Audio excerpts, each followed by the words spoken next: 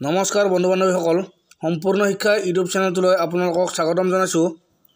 আজি মই পুনৰ কেইটামান জেনেৰেল নলেজৰ কুৱেশ্যন লৈ আপোনালোকৰ মাজলৈ আহিছোঁ।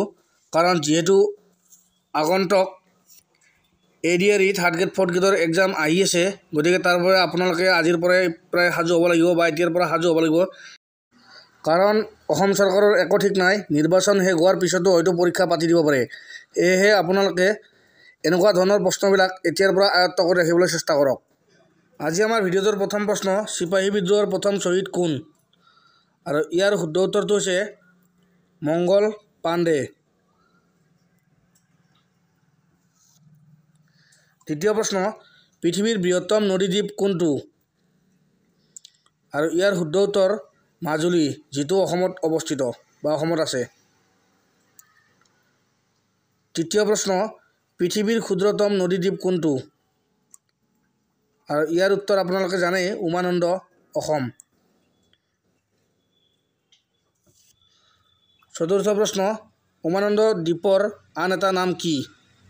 এইটো নতুনকৈ নাম এটা দিয়া হৈছে উমানন্দ দ্বীপক। ইয়াৰ নাম হৈছে ময়ূৰ দ্বীপ বা পিকক আইলেণ্ড।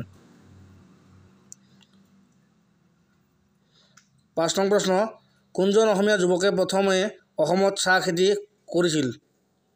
উত্তৰ মণিৰাম দেৱান বা মণিৰাম দত্ত বৰুৱা। ৬ নং প্ৰশ্ন, বিশ্বৰ আটাইতকৈ ডাঙৰ দ্বীপ কোনটো? এখন দেশক মানে এইটো দ্বীপ বুলি কয় গ্ৰীণলেণ্ড।